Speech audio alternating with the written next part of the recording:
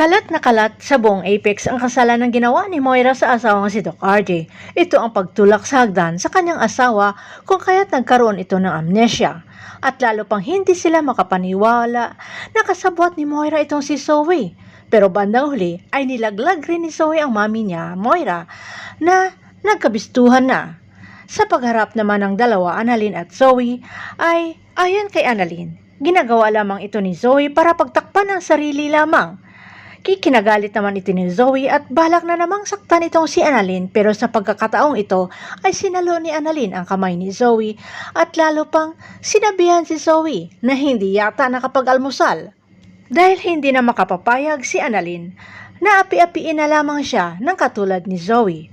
Samantala pinabantayan nila Nurse Karen at Evan si Moira na buong akala ay tulog pa. Kaya iniwanan nila muna si Nurse Karen sandali.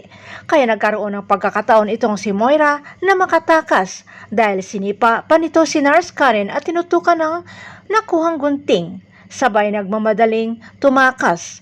Nagkagulo sa buong Apex Hospital at nalaman agad ito ni Doc RJ ang tungkol sa pagtakas ni Moira, kaya inalirto lahat ng staff at security para hindi na tuluyang makalabas ng Apex pa si Moira.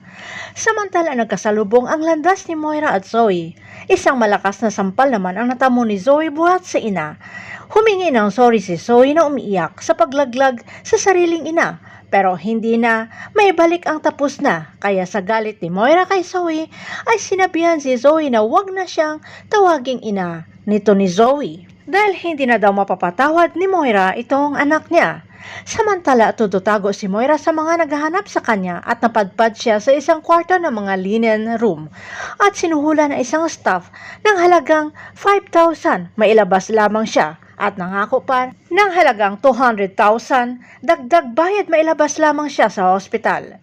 Kumagat naman ang Apex staff at tulak-tulak ang isang linen trolley na laman noon sa loob ay nakatagong si Moira. Kahit ano pang tago ni Moira ay halos sinahanap na siya ng buong Apex staff at mukha yatang hindi niya matatakasan ang kasalanang ginawa nito sa kanyang asawang si RJ. Ano pa kayang kasinungalingan ang lalabas sa mga bibig ni Moira para mapagtakpan ang kanyang kasalanan?